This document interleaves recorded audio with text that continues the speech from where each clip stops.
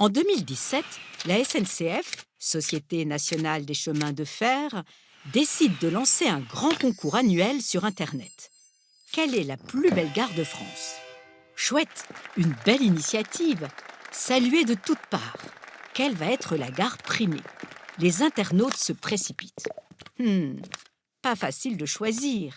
Il y a en France à peu près 3000 gares ferroviaires qui font toutes partie du patrimoine national. La concurrence est rude.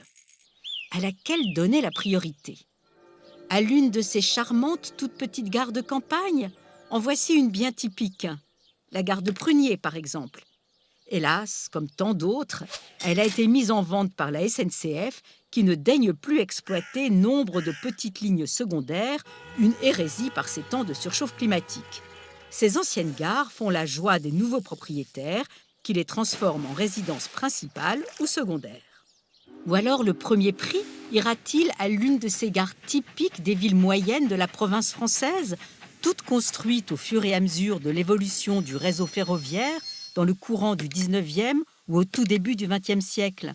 Elles se ressemblent souvent, un bâtiment principal, plus élevé, flanqué sur sa droite et sa gauche de bâtiments secondaires, comme ici à Valenciennes, Marmande, à Albert ou à Rochefort.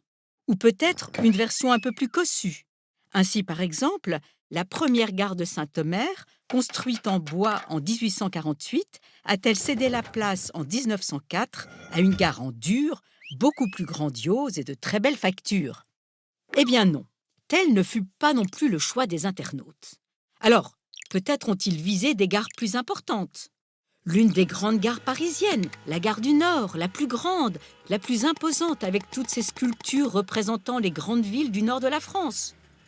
Ou autre gare parisienne, la gare de Lyon, avec sa belle tour horloge. Ou alors, les internautes ont peut-être opté pour l'une de ces gares futuristes qui parsèment la campagne française depuis l'arrivée du train à grande vitesse. Par exemple, la gare de Lyon-Saint-Exupéry, construite par l'architecte espagnol Santiago Calatrava Valls. Que nenni! Et voici, pour ne pas mettre plus longtemps votre patience à contribution, les 5 gares finalistes du premier concours de la plus belle gare de France. La spectaculaire gare de Limoges, érigée en 1923 et qui allie art nouveau, art déco et néoclassicisme. La très belle gare de Tours. La gare de Strasbourg, la voici à l'origine, et la voici depuis sa si ingénieuse et si réussie modernisation par Jean-Marie Dutilleul. Alors les internautes ont donné le deuxième prix à la gare de La Rochelle, avec sa belle tour qui évoque un peu un phare, normal pour une ville côtière. Mais quelle gare a remporté le trophée? La gare de Metz. Bravo! Enfin, pourquoi donc ce petit sourire jaune à la direction de la SNCF? Comment dire? C'est que la gare de Metz est une gare allemande, construite par l'architecte Jürgen Kröger entre 1904 et 1908, alors que Metz était allemande. Une gare immense, monumentale, construite pour en imposer. L'empereur Guillaume II veut afficher la puissance de l'Empire allemand.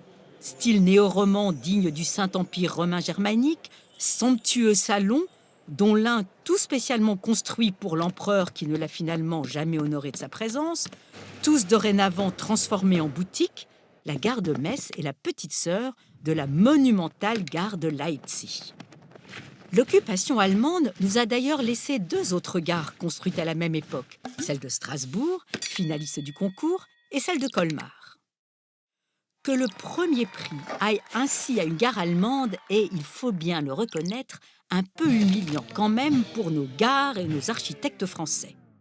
Qu'à cela ne tienne, les gares françaises allaient bien se rattraper les années suivantes, se disait la SNCF.